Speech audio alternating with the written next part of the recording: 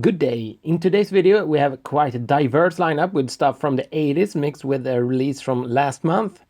Here we go!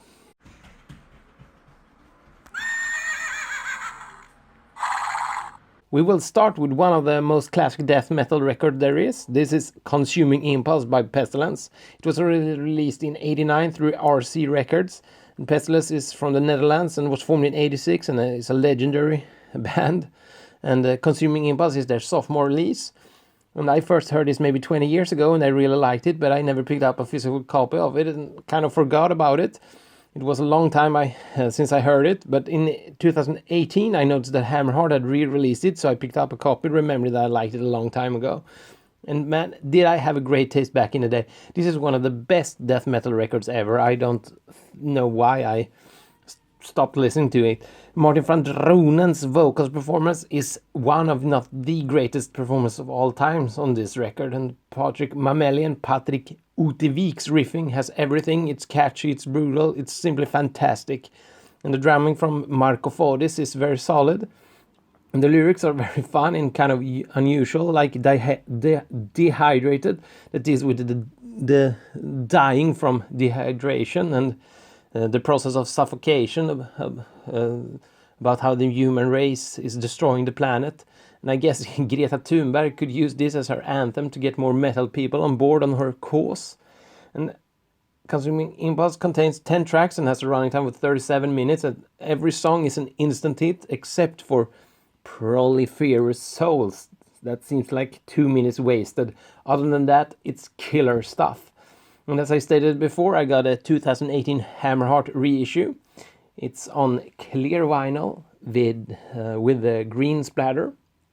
And you get a lyric insert. And I don't remember liking any of the other band releases quite as much as this one, but I will dig into their whole discography in the future. Here's a snippet. Climate change, oceans vaporize. Rusting out deserts, no vegetation. Space is up, and all is fluid. The earth makes its last rotation.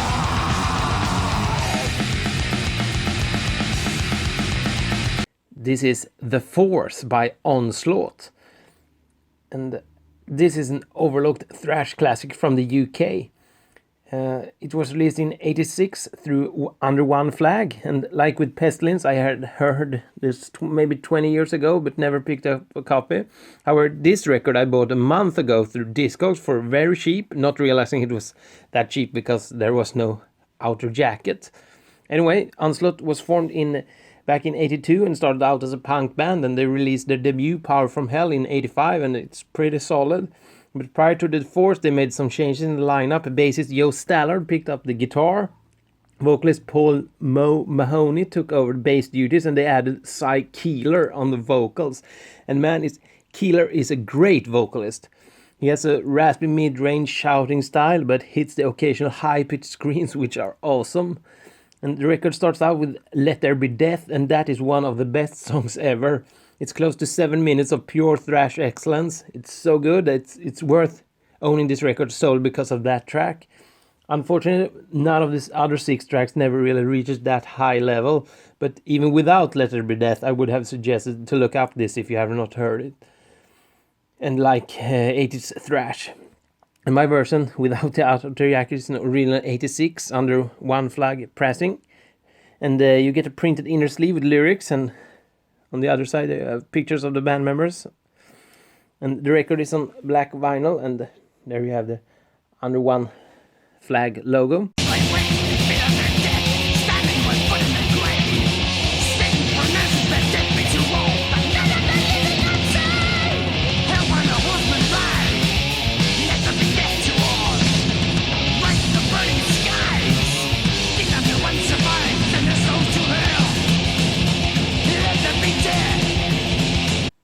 Now it's time for some Norwegian second wave black metal. This is Nemesis Davina by Satyricon. And it's not an overlooked classic, but by me it's overlooked. When I started listening to black metal, it was Dimmu Borgir, Old Man's Child at first, and then Mayhem, Burzum, and Darkthrone, etc. And I can't remember ever listening to Satyricon at all back in the 90s until they released Volcano in 2002.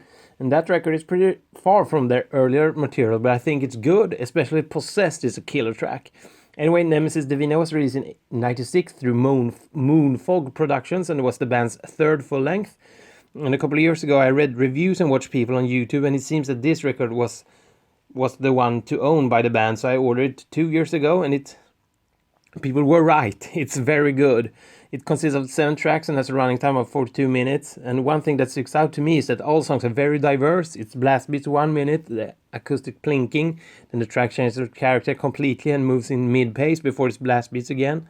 And sometimes there's some keyboards thrown in. And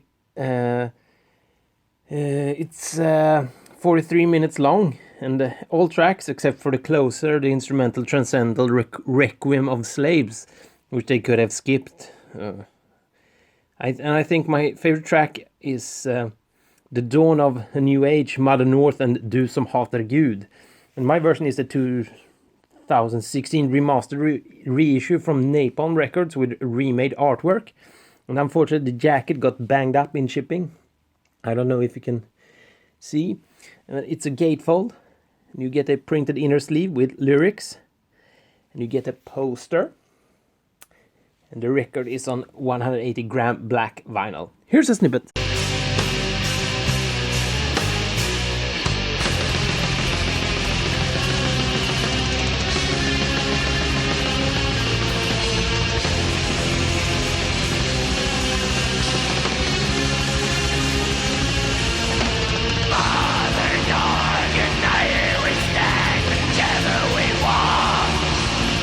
This is Wrath Prayer with the album Son of Moloch. And I blindly ordered this in a fire sale last year because it was very cheap and I thought I had seen the band name earlier. And Wrath Prayer is a band from Chile that was formed in 2006, and Son of Moloch is their debut and so far only full length, released in 2012 through Nuclear War Now Productions. And the band plays very fast, cavernous, dense and gnarly black death metal. It's mostly fast-paced, but they have some portions where they slow down and get a really good groove going. And the record contains some 9 tracks, including a short intro and outro, which takes the running time to over 40 minutes. And while most of the tracks follow the same pattern and are not especially diverse, there are some standout tracks, like the first track, In Visceribus Bestiae, The Darkest Fire and Devourers of Light. And this is not something I'm always in the mood for, but when I'm in the right mood, it's very good. And it's a gatefold. And you get a lyric sheet, although they are almost harder to read than to actually hear what he sings. And you also get a big poster. And the record is on standard black vinyl. And the full name of the album is The Son of Moloch, The Sublimation of Sulphur's Essence which spawned death and life. Here's a snippet.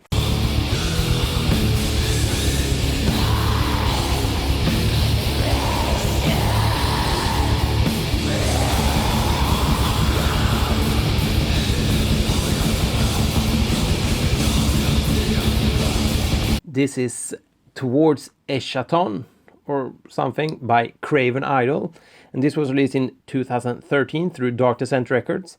And Craven Idol are from the UK, London, England to be precise, and they were formed in 2005. And Towards Eschaton is their debut full length, and I actually bought this 2 years ago during a record fair, thinking it was their latest release, The Shackles of Mammon from 2017, because I had listened to a couple of tracks and read some reviews that it was supposed to be good, and I did not realize that this was their debut and that was their sophomore release.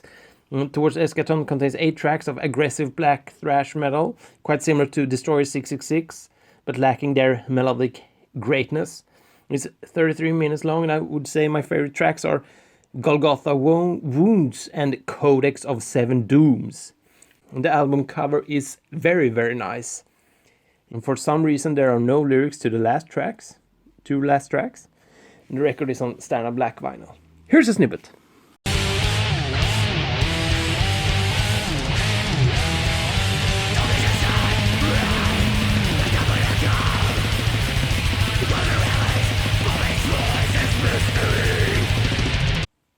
Next we have this. This is Lufte by Flustrars.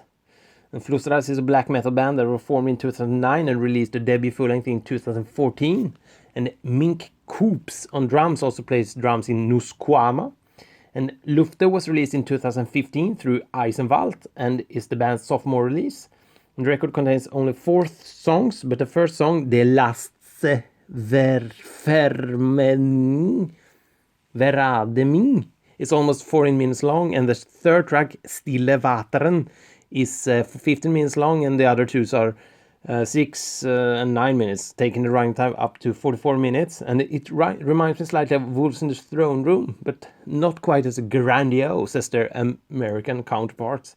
And I don't really know what to say more, but it's very good, especially the last track, Alles Natt Needs Omvat. And if you like Wolves in the Throne Room and that kind of stuff, you should check this out. The record is on standard black vinyl, all in Dutch, but some of the things I understand, even though I don't speak Dutch. Dutch is like a mixture of German, Danish, and English.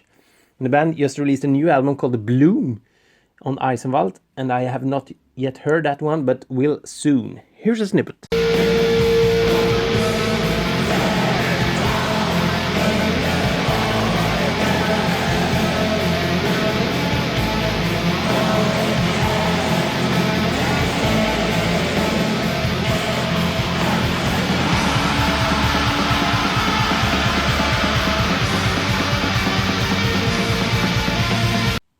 This is Visions of Purgatory by Sarkator.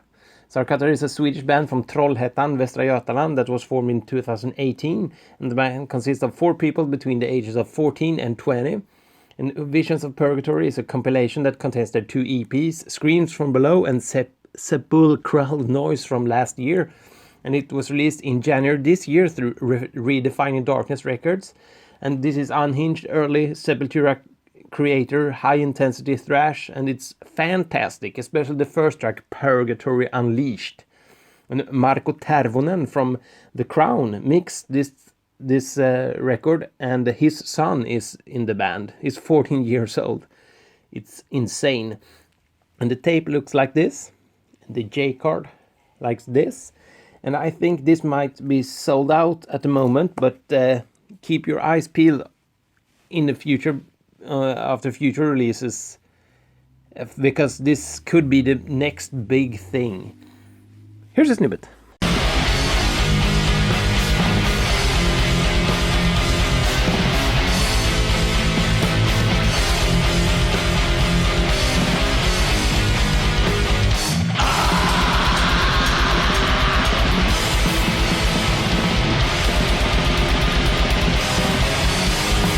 Lastly, we have another 2020 release, and this is the 6 Voices Inside by the one-man black metal band Phaedra. The project, or what you call it, was started in 2019 by an unknown character from the Swedish scene that apparently have been active in several other projects, but choose to be anonymous and let the music do the talking. And 6 Voices Inside was released through Northern Silence Productions in February this year. And the record contains 6 tracks of atmospheric black metal. And a heavy influence seems to be early Burzum, in the way that the synthesizers are used, especially in the track The Depths. The riffs and atmosphere are more in the vein of maybe, I don't know, Total Self-Hatred, Forgotten Tombs, and that kind of stuff. Either way, it's very dreamlike and atmospheric, melancholic, and almost exclusively slow-paced. And that's my only complaint. It would have been benefited with the occasional release with some blast beats or something, or like in A Pack of Wolves, where the tempo picks up with some double bass work in the middle of the track. That's awesome. And towards the end in the track, The Judas Cradle. And the CD comes in a digipack. It looks like this. And I read somewhere that it might get a vinyl release in the future, but for now it's only on CD. And with that, I want to thank you for watching, and until next time.